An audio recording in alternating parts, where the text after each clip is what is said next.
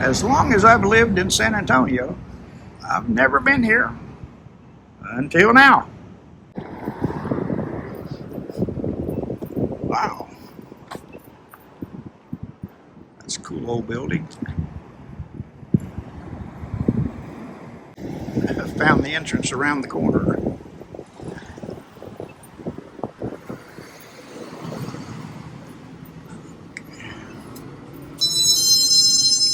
Oh. Hello. Hello, how you doing? I'm good, sir. How are you? Well, I've been here for 20-something. 23 years, I've never been here. You've been here 23 years? I've never been Well, here. we've only been here a little over 10. Oh, okay. So, yeah, you just missed out on the last 10 years. How you doing? I'm doing well. Good. It's going to be $6. Wow. This is cool. And we've got two buildings. We've got this building, and then there's an exit sign back there, and there's another building that's got more displays over there, because when they built this used to be Central Fire Headquarters. Fire Station number 1, built in 1938. And next door, that was the fire department shops in 1938. So that's where they worked on the trucks. Wow. Next door. So, and that's part of the museum now. And it wasn't part of the shops for a long time. They used to use it for supply. It was EMS supply.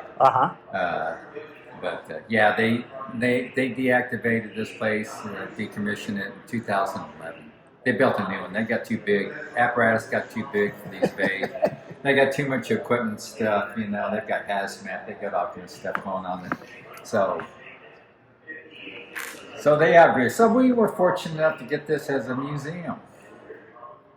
So, Is this a private museum or part of a city thingy? well, the city conveyed it to the San Antonio Museum Society. Ah, okay.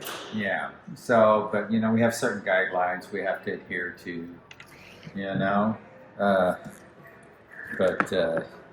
yeah. I mean, everybody that works here, everybody here, we're all volunteers. We're all retired firefighters and stuff.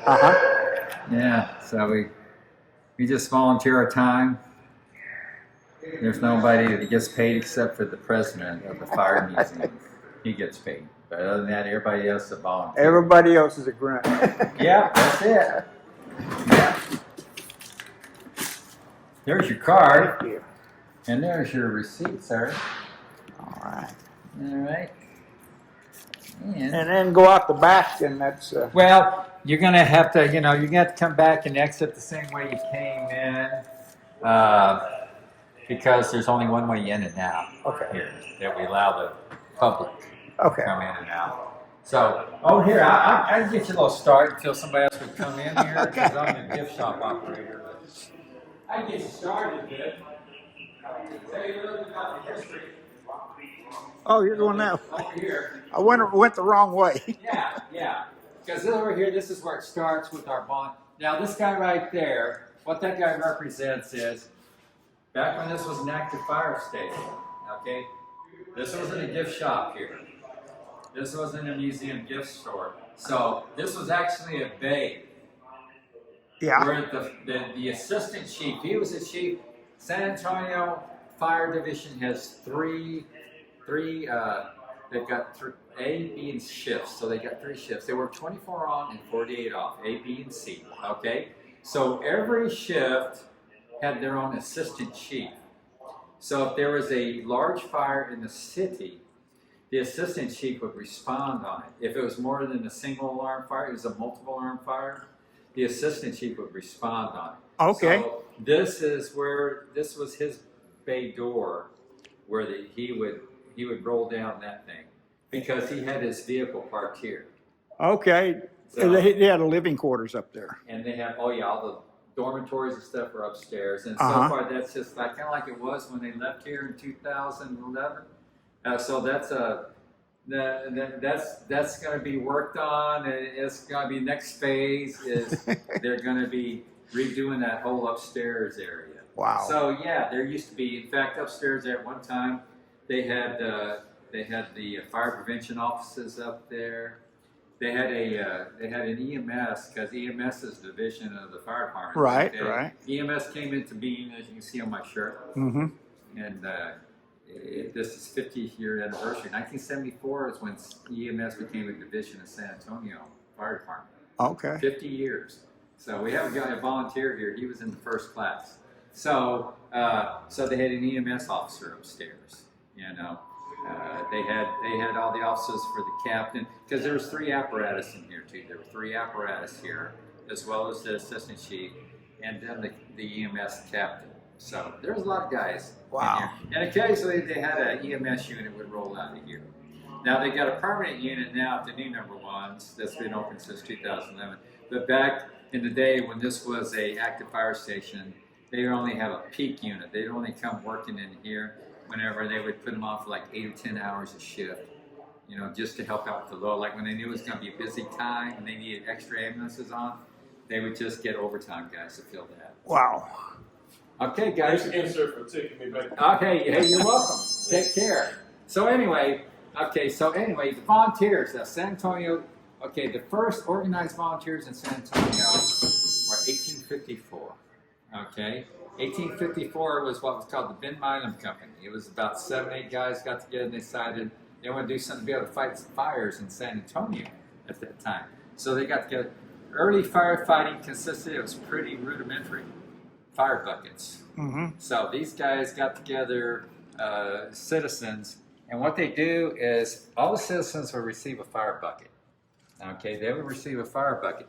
So if an alarm went out, the people would take their fire buckets, they would go to the scene, wherever the fire was at. They would have a water source, because San Antonio had a lot of water. They had a lot of aqueducts and stuff like that. So there's a lot of water in San Antonio. So what they would do is they would go to the scene, and you could have 120 people in a bucket brigade. You could have up to 120 people in the bucket brigade. Passing the buckets. And so what they would do is, okay, wherever the water source was at, the women would fill the buckets. They would have the ladies fill the buckets. They would hand them to the men. The men would pass them down the line to where the fire was at. They would throw the bucket of water on the fire. The empty bucket, they would give children. The children would get an empty bucket, and they would take it back to the women to refill. And That's quite organized. And that was the cycle. Yeah, for what it was. I mean, so it wasn't very efficient. I mean, most time, if you got a place on fire, you're probably not going to extinguish it with buckets of water. Best you can do is maybe hope that you protect the exposures around it, that they don't burn too. So. Well, here in the U.S., we started building everything out of wood. Oh yeah, everything because back it's so then. Well, there flat. were any code.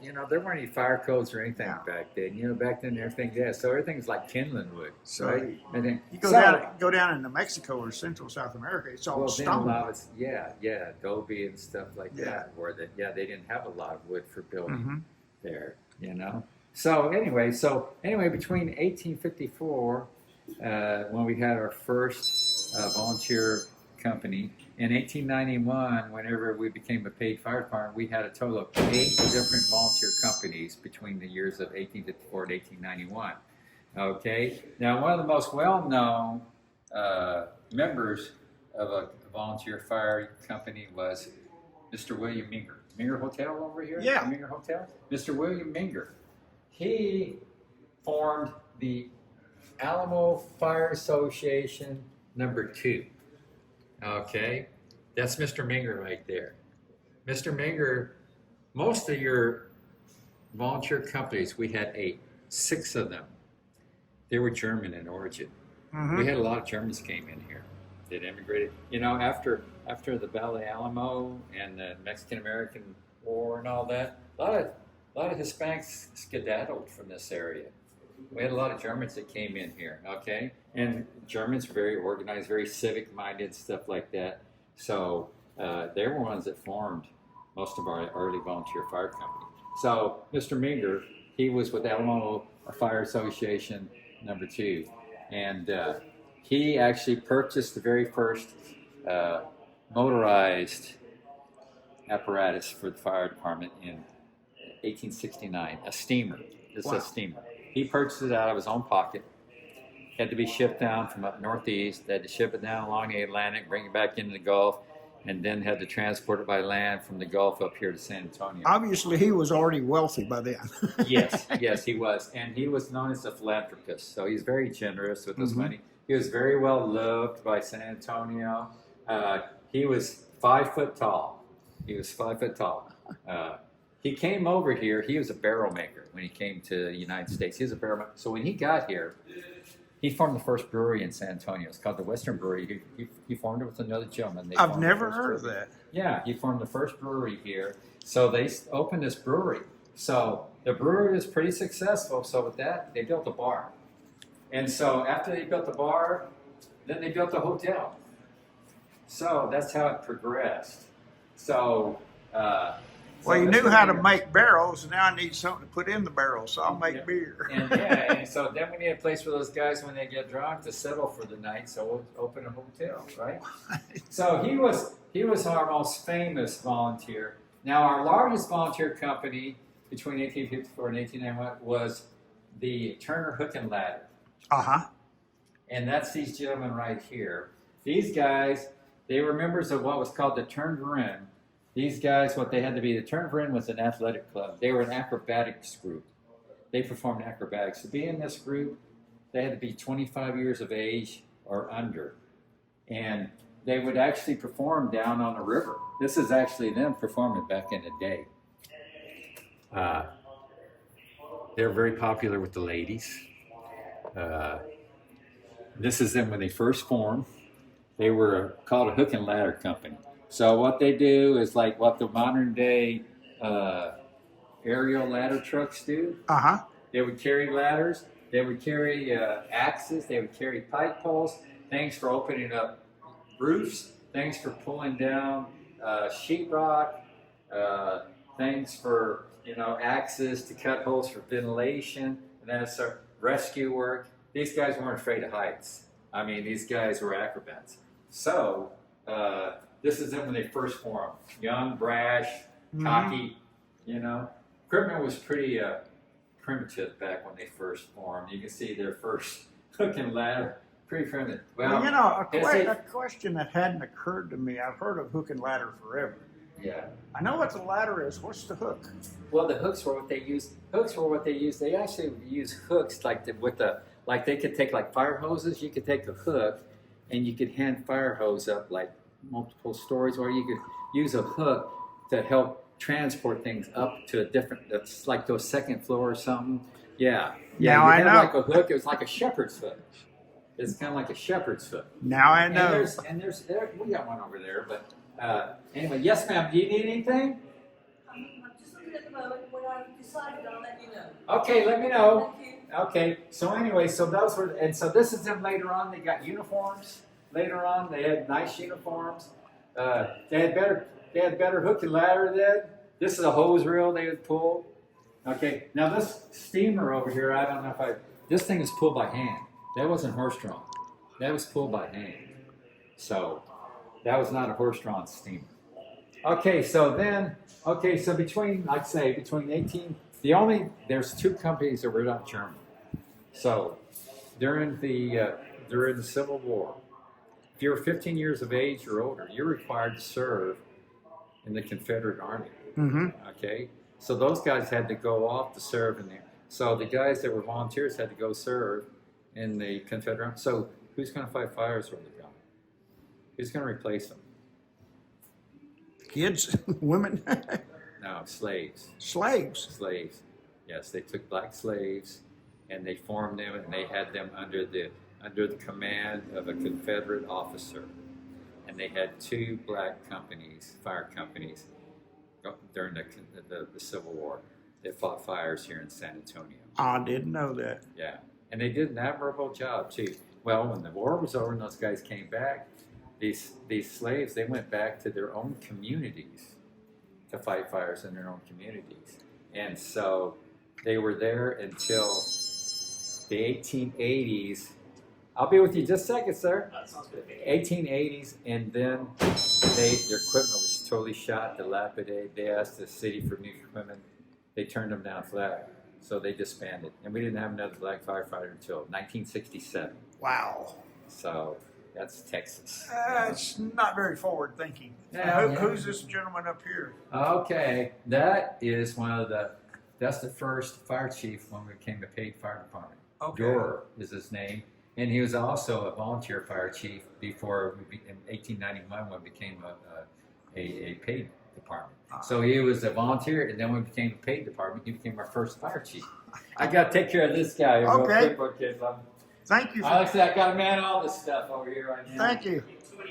So much going on, you know. What's up? Just walking by.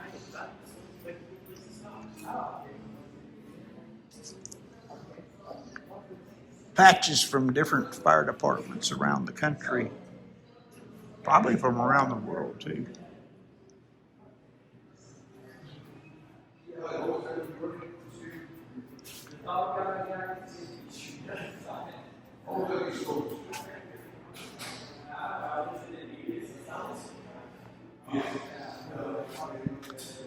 Chemical hose wagon, soda and acid extinguisher.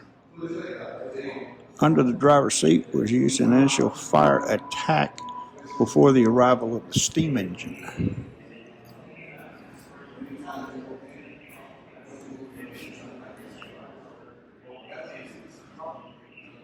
Horses pulling the steamer, I guess.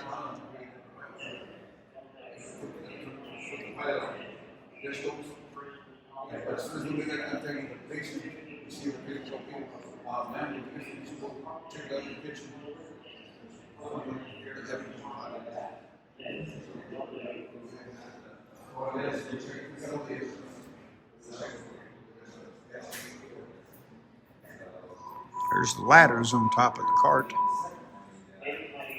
Looks like they got a pulley system here or something inside the wheels.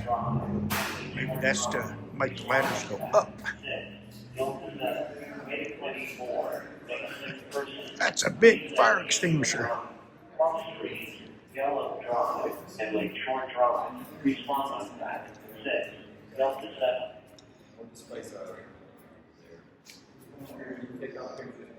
We have a couple of docents that are here right now. I'm sure they'll get to you.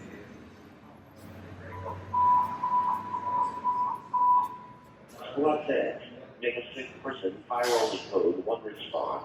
3401 San Pedro Avenue, Cross Street, West Milderman Avenue, and West Ridgewood Court. Respond on that. 6 Delta 8.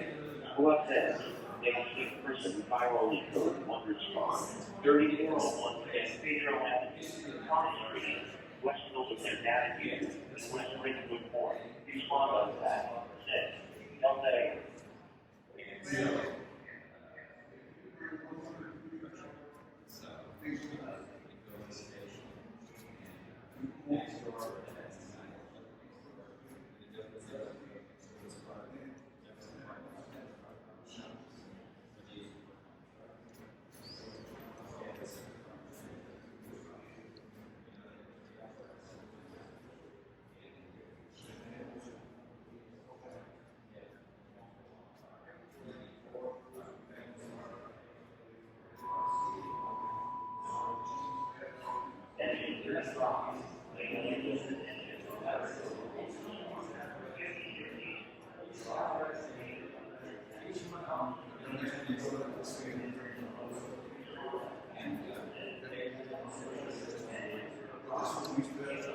A little maintenance on the steam engine.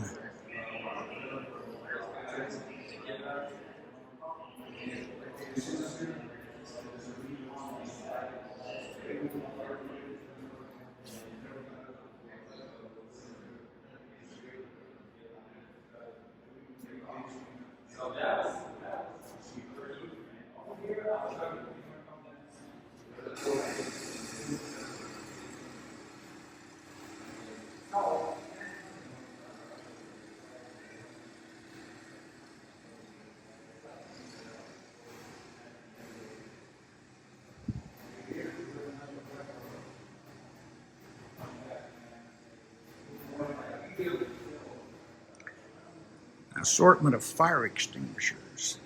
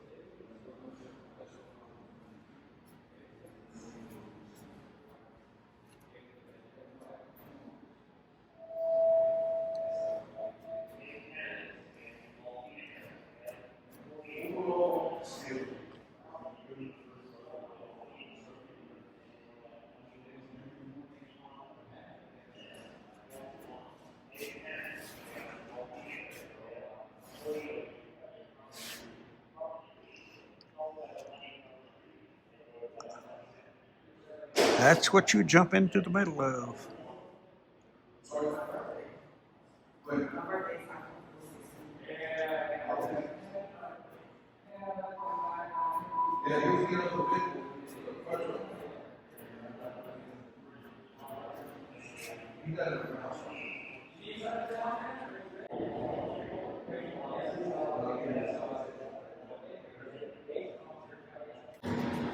This was a minimal. See the sewer line? That was a foot under the fence. Okay, but not all that is seen. Now, you see the public here? That's what the farmer does now. Now, looking for a fire, the vehicle, or a plane, the rule law is a plane person. Okay, you do get food, it burns hot. So the effect now is, oh, plane reform. And then what from there's any, that saved. And how we doing, sir? Doing well. How you doing? Good, good. Where from? South Dakota. I'm Box, sorry? Box Elder, South Dakota. South Dakota. As you can see, I can hear. I can't either. Welcome to San Antonio. First time? Oh no, I've been here many, many Oh, times. great. Make yourself at home. Thank you. Yes, sir. I usually do till I'm kicked out. But thank you for finding time to come pay us a visit. Absolutely. Go ahead, go ahead, soon. Oh, any questions so far? Oh, I'm not born, but okay. Okay, let's do this one.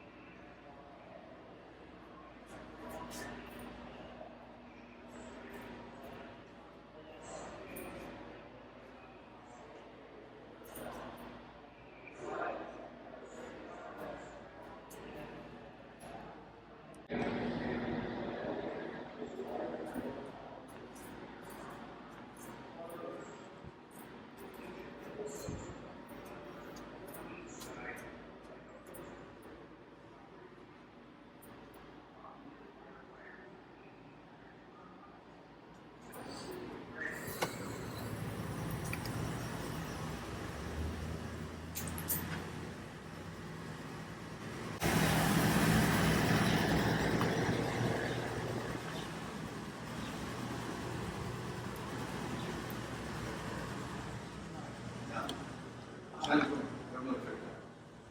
Yeah, fortunate, yes. They're going to go away. It's amazing. It's not there, I recognize.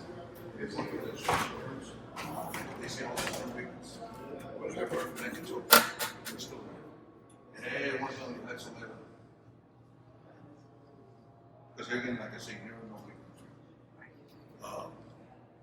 Like I said, God knows everything, right? The intent paramedic. Okay, the EMT is trained from exit lesson. Open the bandage unit, okay?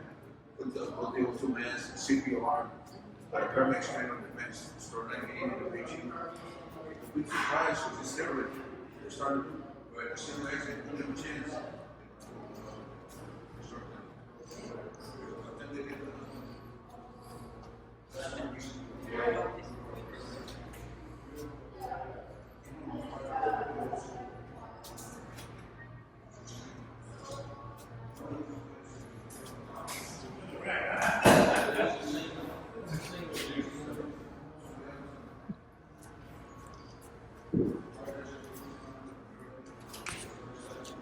Uh-oh.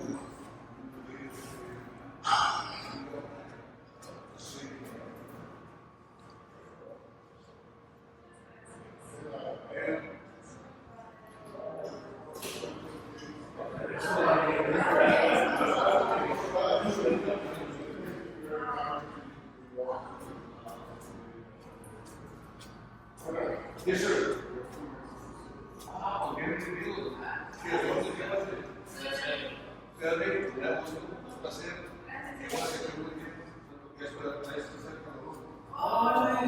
No sabe. Estoy impresionada.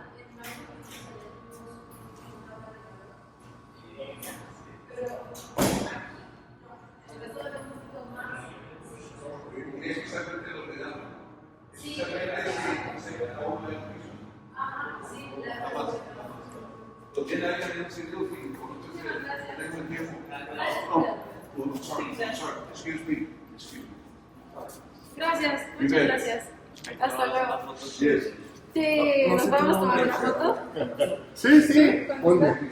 Ah, Yeah, I gotta share this story. When I was a little guy, my father gave me a shoe. Same word as Spanish. But take realize, take Spanish, Chicano, all that stuff. I was real fortunate, but I was born and raised. Because I grew up in Hudson. I grew up from James and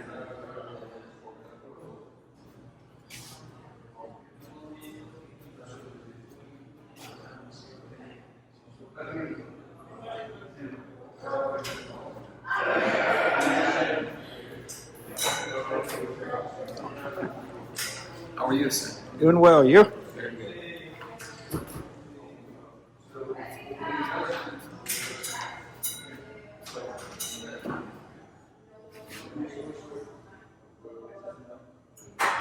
German Fire Brigade officers dress.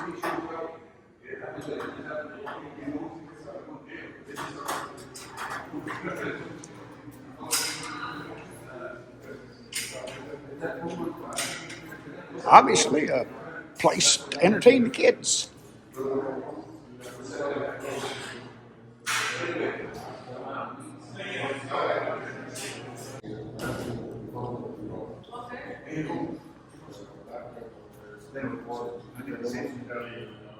his visits and my work.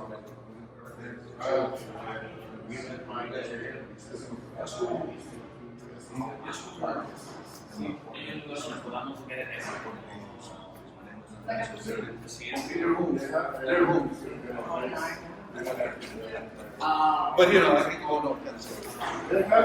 Yes.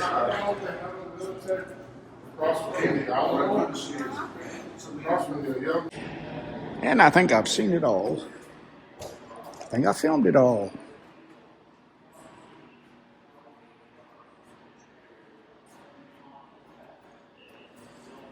Just wandering back through here to see if there's anything I missed.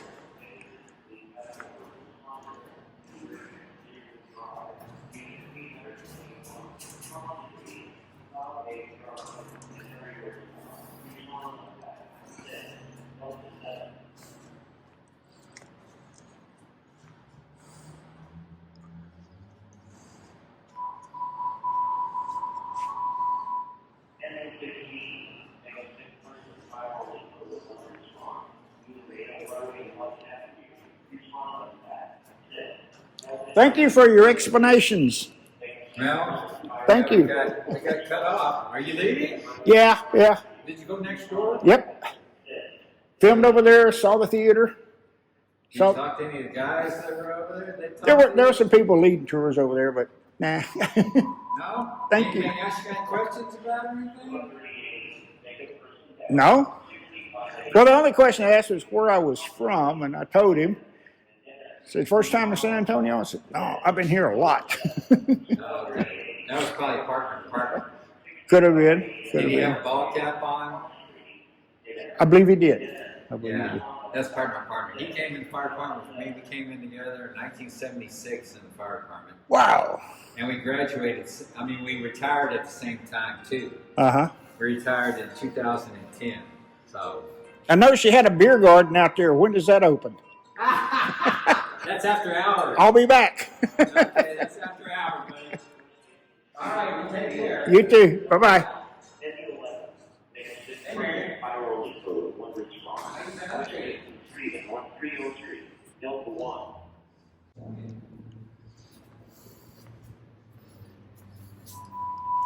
Oh, okay.